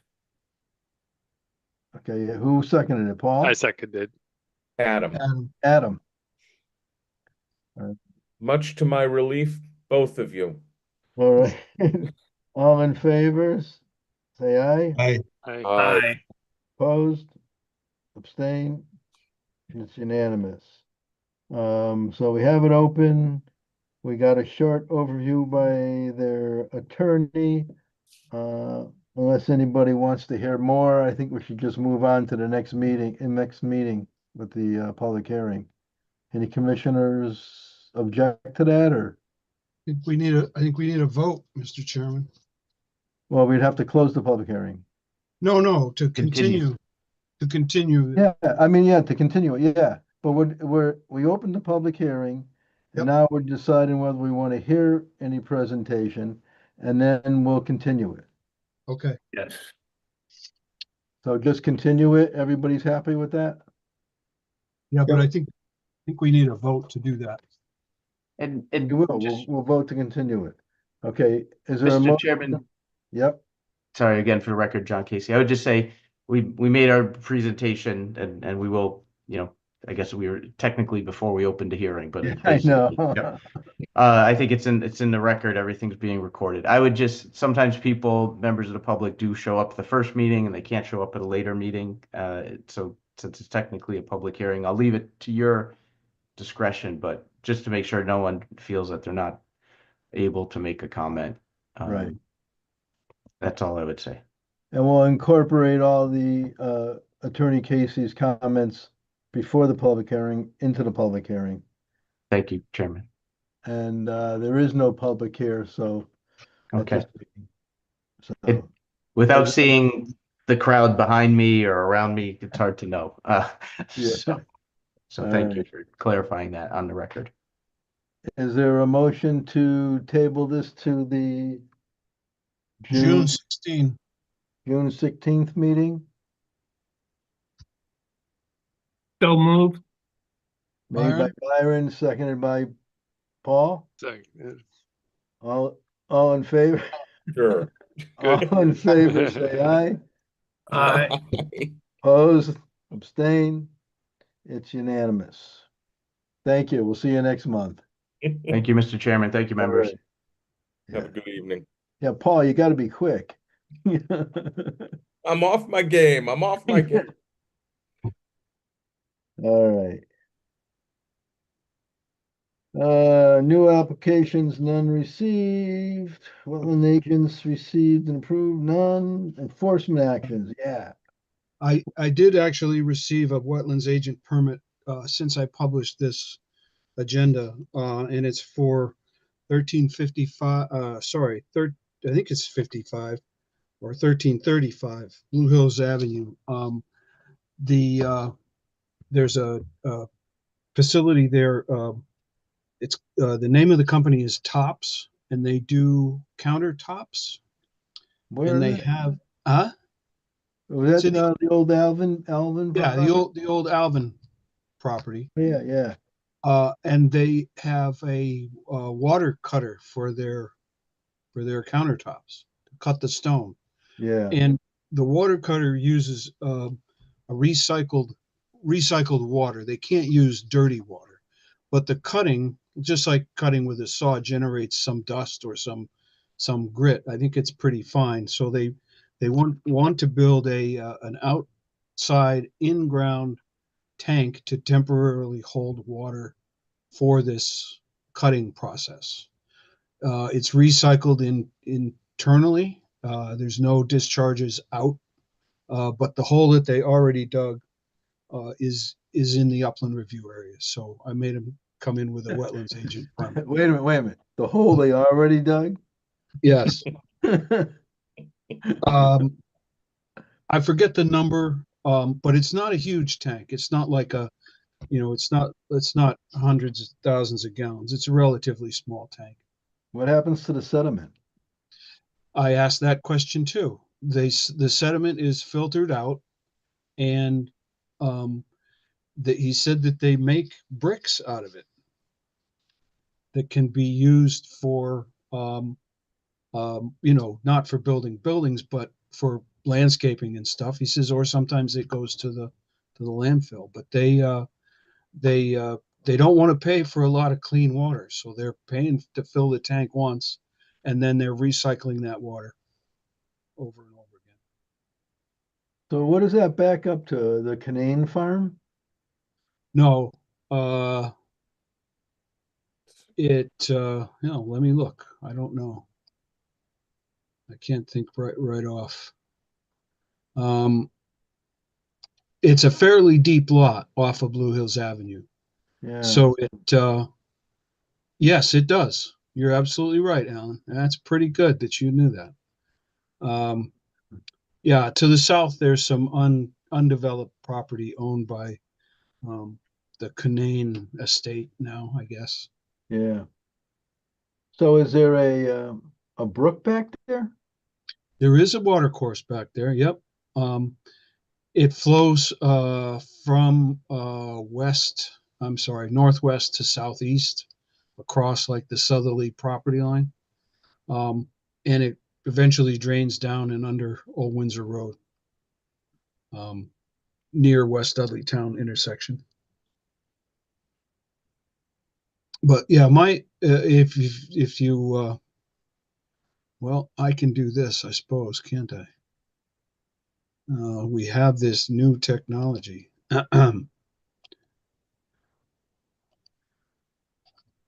So I'm going to share my screen, and I hope you all can see this. Yes. So it is 1335, not 1355. And there's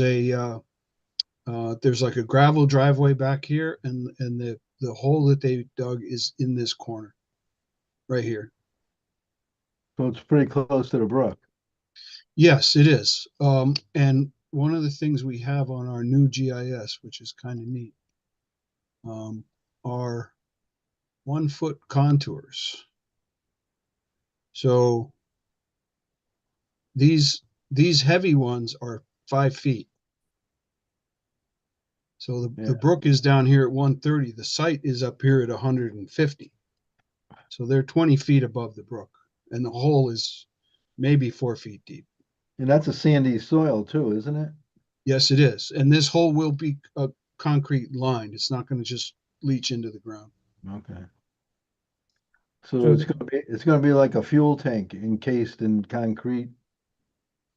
Yeah, I think it's my understanding again is that it's, it might be a 5 foot by 10 foot by 4 foot deep hole. That's the size of it. It's not huge. Yeah. So how'd you find that if it's in the back of the building? Um, our eagle-eyed building officials pointed it out to me. Oh. When they were reviewing or when they were inspecting in the field, I think some other work, you know, because Yeah, I don't know how these water jet cutters work, but you need some. It's fairly sophisticated equipment. yeah, Probably need you know uh, electrical work and certainly plumbing work. Something has to drive that pressure up. yeah. I've seen it. It's a mess. And water It, is everywhere, yeah. you know. Yeah. Oh, that was my only agent permit Yeah. to come in since the meeting. All right. Um, So you feel comfortable doing it? yes, Okay. yes. I have no problem with it. If you run into a problem, then have them come here before us, Oh, yes. you know. I will do that. Yeah. But it's a messy process. I've seen it, just a lot of water. Yeah, I mean, and it was where you saw when you saw it, were there floor drains in the No, floor? no, it was a half-baked operation. Okay, You it's my know? understanding that there will be a floor drain that will drain through Yeah. this filtering system that they're going to. Okay. All right. All right. Anything else? Oh, enforcement actions. So Dealing with Lincoln Drive there. I have not had any communication with um, the gentleman at 53 Lincoln Terrace, whose name I can't remember right off. Mr. Great Mirage. Mirage, that's right. Yeah. Um, but at the last meeting, the commission wanted him to, approve the 2-year plan. I sent him the 2-year plan, and I haven't heard anything back. He's scheduled, I believe, to be heard again in at the next meeting in June. Um, Regarding the enforcement action at 61 East Dudleytown, I was out there today, this afternoon, and they have moved the material that was encroaching into the wetlands out of the wetlands, and they have installed temporary erosion control measures that are much better than the ones that they had before. So I'm satisfied with that aspect of their progress. They too are coming back, I think in June, maybe July, um, with with an application for the whole site. I think it was June they were coming. Yeah. Was it? Yeah. Okay. Then maybe it's Mr. Mirage we're not hearing till July. I don't think they were the same date, but could be wrong. So that's the updates there. Yeah, if you go out to Lincoln Drive again, Lincoln Terrace, let me know. I'd like to walk it with you. Okay. I mean, give him some time to do something, but I got a feeling he's not going to do much. Okay. Uh,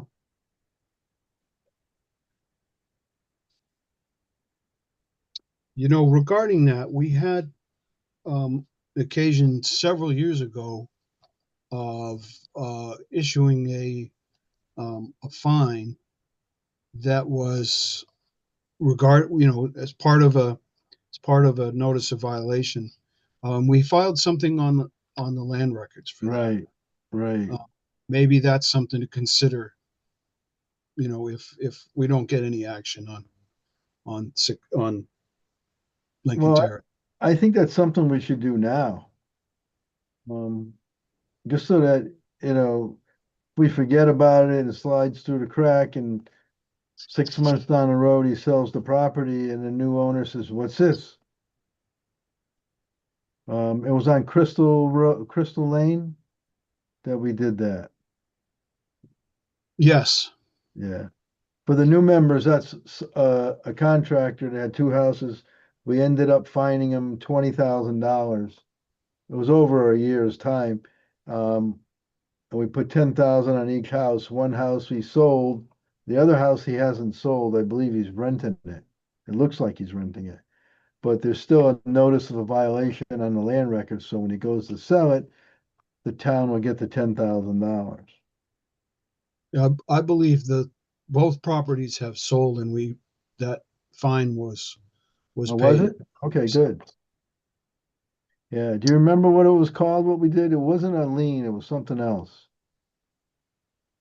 It was an assessment of fines.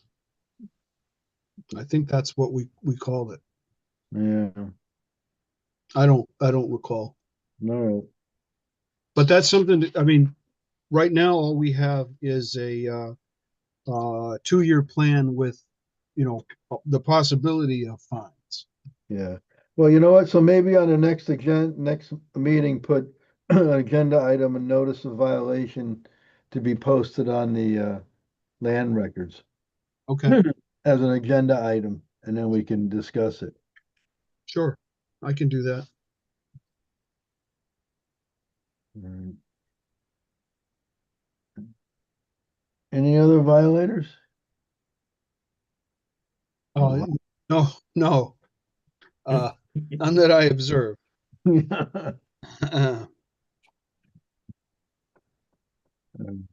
You wanted that Lincoln Terrace thing on the June agenda, right? Yeah, please. Okay.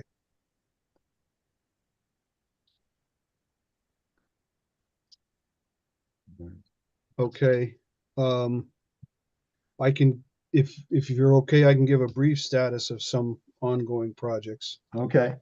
Um, the um, the condominiums at Ryfield Village are getting close to being finished.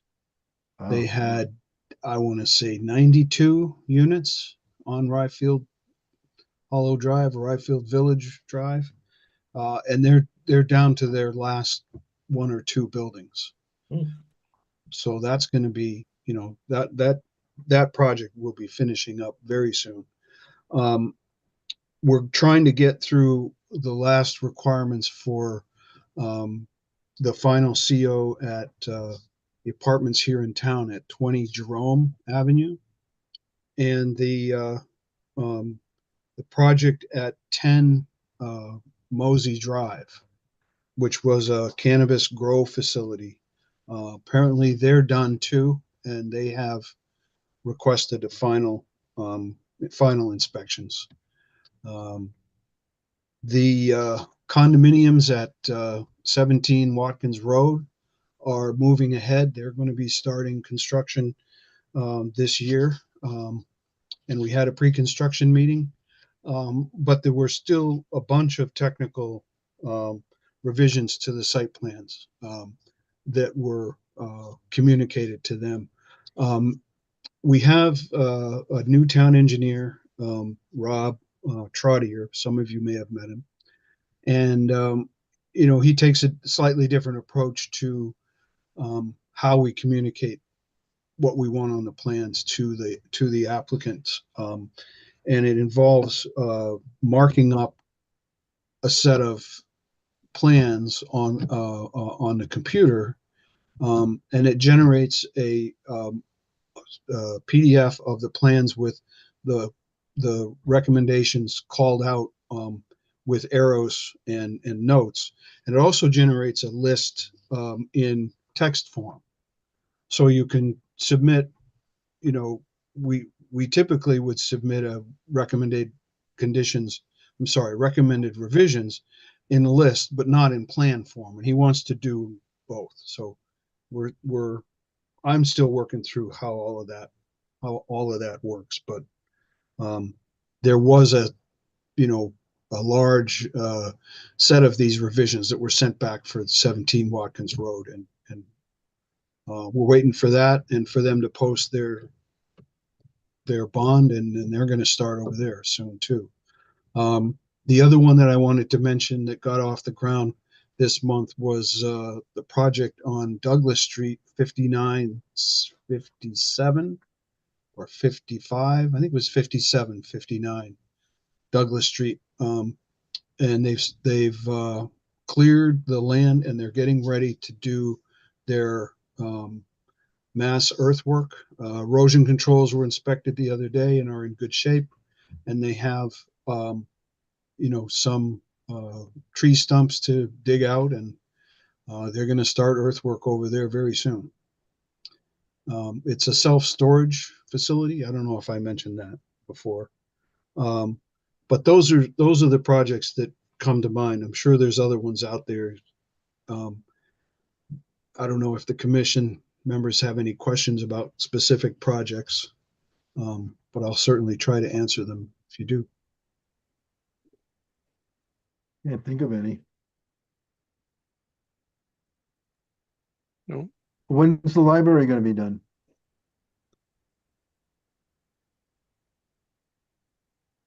I don't know what the date is for the completion, Now, but they're getting closer. did they take down the trees next to the brook?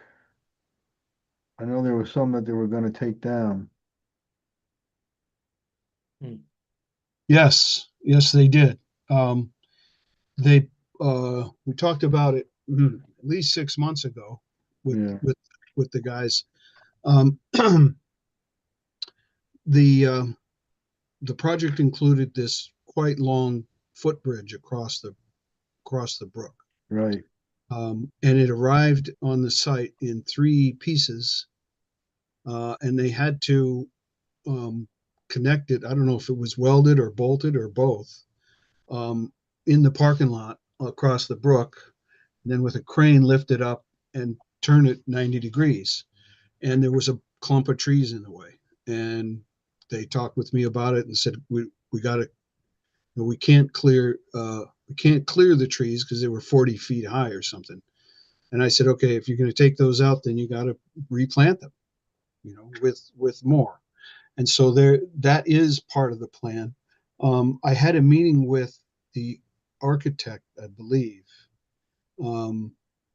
not too long ago, and one of the things that we asked them to do is to take care of the invasive species along the brook on both sides. And so they had Japanese knotweed growing there, which is very hard to get rid of, and they're working on getting it graded out properly, and they have cut down all the Japanese knotweed, but it's going to continue to grow, and they want to give it another year or two of cutting down the Japanese knotweed before they finish the actual landscape plantings along that what would be the east side of the brook. So then they didn't think they would be able to get that done before they were ready for a CO. So we're going to have to cross those 2 bridges when we get there. But for the most part, it seems to be moving along. I don't get over there every day or even every week, but there's a lot of work happening, and it looks like they're getting close to being ready to open. But I don't know what the date is. Okay. All right. Anything else? I guess we got to vote on the minutes. Yeah. Did anybody have anything on the draft April 21st minutes? I had a couple of things, Peter, on page 2. Item 2, you mentioned Andrew Quick and Andrew Quirk. I don't know, I can't recall which it was. I think it's Quirk, isn't it? That's the property we were just talking about. They were moving stuff out of the wetlands. Yes, I think you're right. So it's just in the first sentence you say Andrew Quick, and I think several other times during the recap you say Quirk. So, yes, it's Quirk. Okay, so then if you just fix Not that Quick. first one. Yep. And then 1, 2, 3, fourth paragraph down that ends with official wetlands map. You just need a Are we period still on there. page 2? Yeah, Okay, yep. and Oh, I see. It's in the first sentence yep. after the word south. On the south what? South side? Uh, wait, where are you now? I'm sorry, I'm in the 1, 2, 3. I'm in the fourth paragraph. The property owner submitted a survey of the southeasterly part of the property showing present limits of the operations on the south. Yep.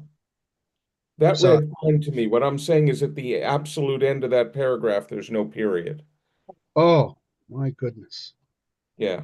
No, on the other, I understood that to mean on the south side of the property. I mean, Oh, okay.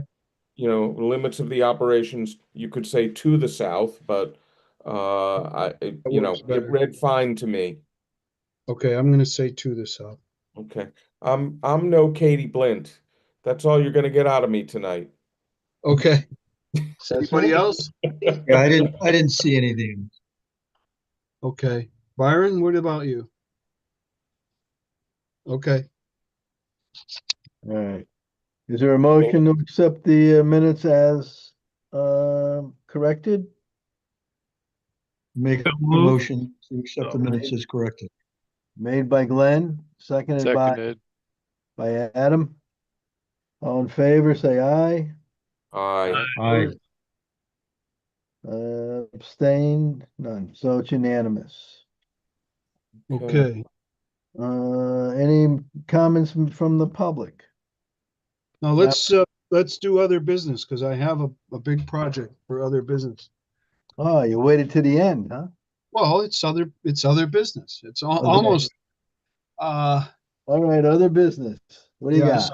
some of the commission members may recall a couple of years ago, the Metropolitan District was doing sewer lining projects all over town.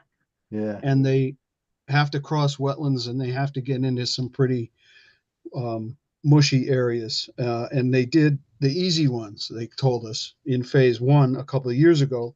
Now they want to do phase 2, Mm. which is not the easy ones. So this process involves setting up bypass pumps and isolating a section of pipe between 2 manholes. Then they clean the pipe and they put in a rubberized plastic kind of a liner that's soft, and they fill the liner up either with hot water or hot air to cure it.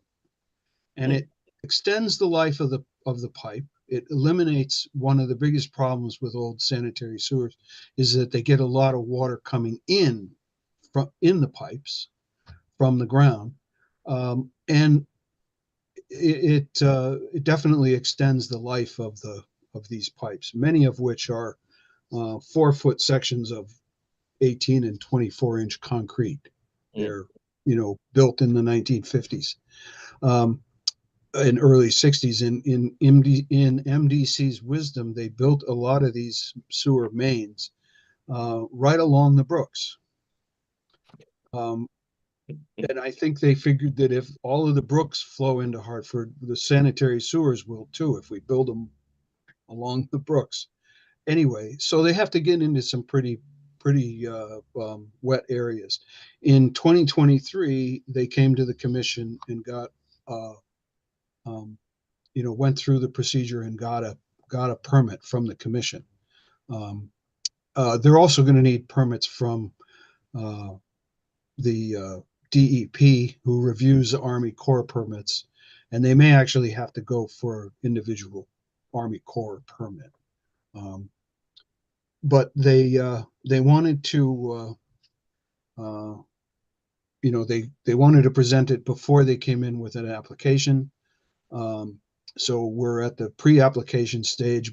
I told them it's going to go to the Wetlands Commission.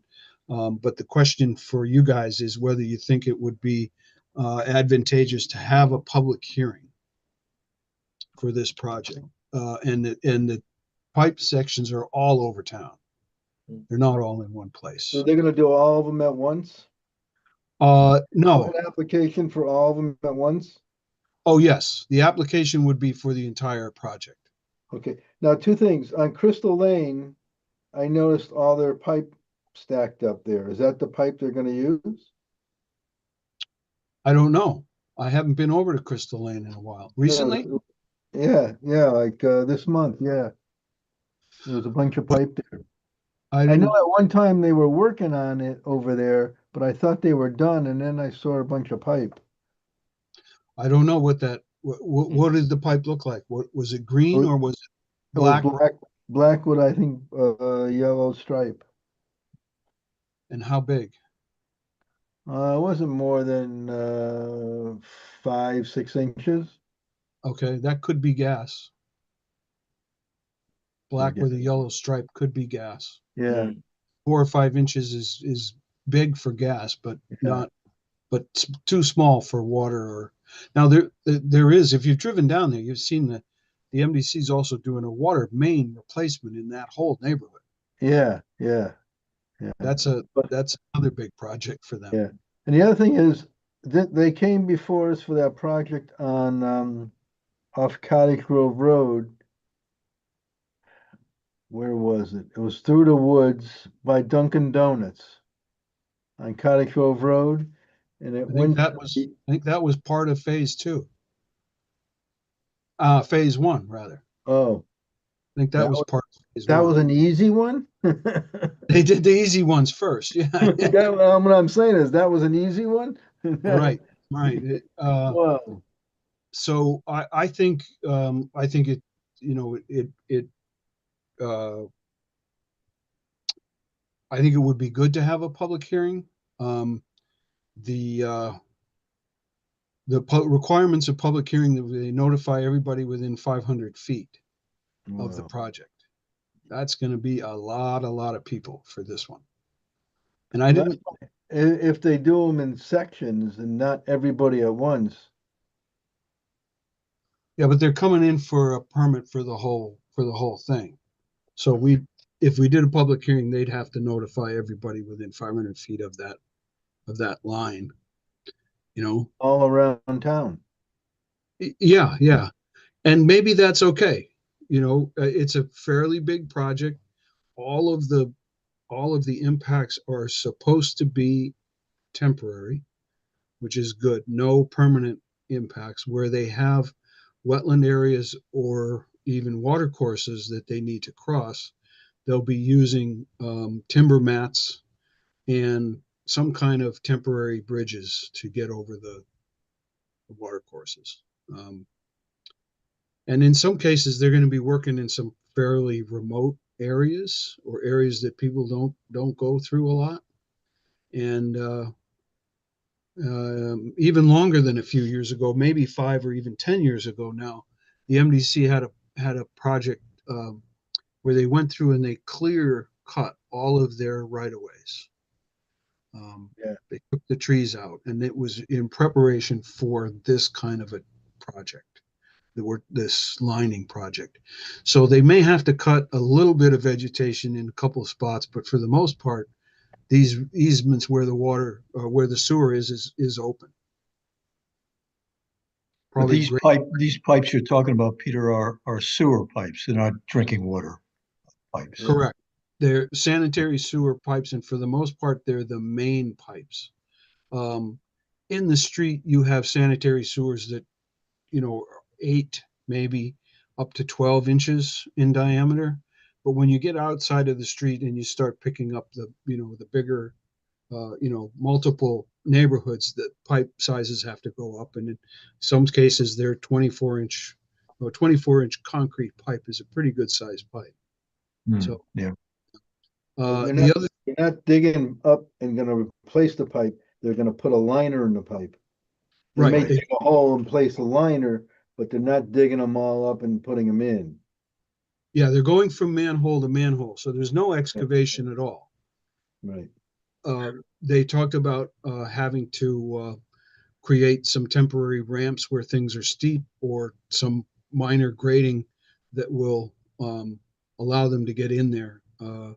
moderate amount of the area is not wetlands. They have also, as I'm talking about this, I'm remembering,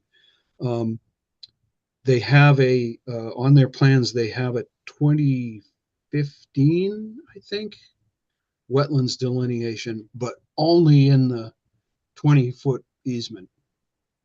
And I haven't seen detailed plans yet, but I'm guessing that they're probably going to be pretty close to what we have for wetlands. And I don't think we did a map amendment for the last one. But what do you think? Do you guys want to do a public hearing? I think it could be pretty ugly. Mm. I mean, my instincts tell me that if they were gonna do a section, wanted to get a public hearing for one section of town and then another later on, that'd be fine. But to send out 500 letters to people that say that they're doing this project, I think you're looking for a nightmare. But I'm a pessimist, so, you know.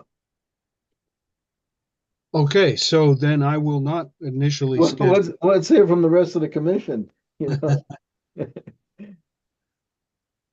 Well, is there, given it's a sewer system, usually people are not as interested. If it was a drinking water system, they'd be all over that. Yeah, But a sewer system, they're probably not as into that.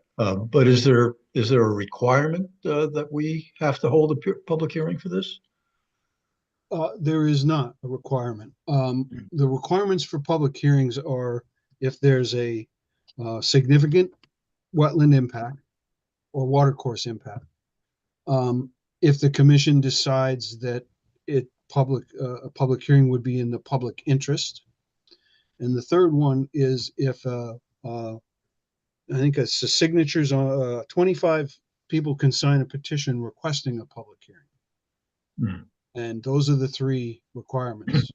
So, like the last application that we heard tonight, they don't have any significant direct wetland impacts, but I recommended strongly that they have a public hearing for their permit application because of that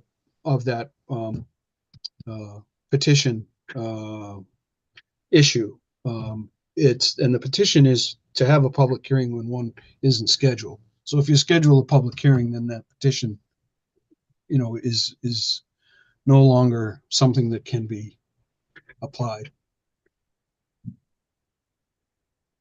I mean, there's no impact to the wetlands. There's no impact to the drinking water. Yeah. Well, Peter, you said there is a temporary wetlands impact. Yes. So as they move equipment in and out of there, I presume. Right. Yeah, They have a put down mitigation mats. plan. Pardon? Yeah. They put down a mat like when they Right. do clear cutting, harvest. Yeah. So Yeah. it's temporary and they have a standard mitigation plan for that. I mean, are there conservation lands they're engaging in or anything like that that's gonna bring out the land conservancy or interests like that? I mean, it would seem to me that if we just if we just did a standard permit with the commission, we would see and have all that on the record for any concerned citizen rather than an extravaganza hearing covering, points all over town. Yeah, it is problematical. I mean, some of the land, I'm sure is under conservation somewhere along the line. But I'm sure they have a right of way on it or an Yeah, easement. typically Right. they have an easement which says, Yeah. we could go in and work on our plant, on our system. And, Right. maintenance, and that's kind of what they're doing. They're doing long-term maintenance on these pipes. So They said that the machinery necessary to do the lining does not require heavy equipment. The only heavy equipment they would need would be to do grading or to create temporary ramps. And it would be temporary grading. They'd have to put it back. All for access. Right.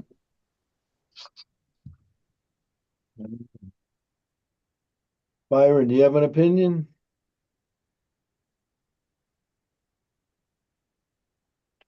You're muted. Yeah, I don't know. I think I agree with you, Chairman Allen. It might be more trouble than what it's worth. Yeah. But that's just my opinion. Well, Also, the commission can decide after they see a presentation that they want to have a public hearing. okay, let's do it that way. Yeah, that makes sense. I mean, Yeah. Yeah, Yeah, I agree with that. yeah.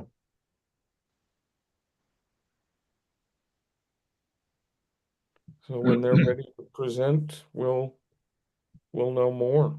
Yeah, like if 1,000 people show up, then we gotta have a public hearing, you know?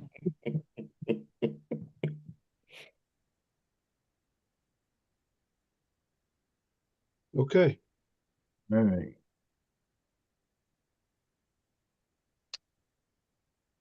Is that it for other business?